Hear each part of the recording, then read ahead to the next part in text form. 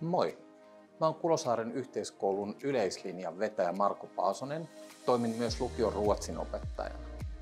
Lukion yleislinja on just sun juttu, jos sä olet opiskelija, joka haluaa hyvän ja monipuolisen lukiokoulutuksen, mutta et vielä halua sitoutua mihinkään tiettyyn alaan. Ehkä sä et edes tiedä, mikä sun tulevaisuuden ala tulee olemaan. Yleislinjalla sä suoritat sun opinnot pääsääntöisesti suomen kielellä, ja yleislinjalla ei ole omia opintojaksoja, jotka linjalla täytyy suorittaa.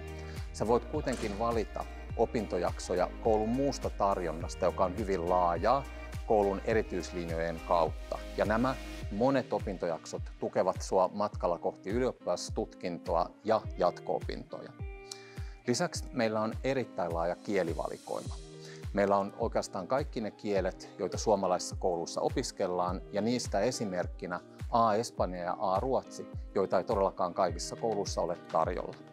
Koulu on lisäksi kaksikielinen enkku-suomi-koulu, joten englannin taito aivan varmasti on vahva, kun valmistut meiltä.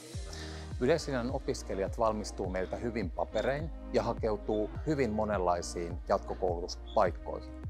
Osa lähtee lukemaan lääkäriksi, osa kauppakorkeakouluun, joku insinööriksi, ja kaikki tiet on auki. Voit itse valita polkusi.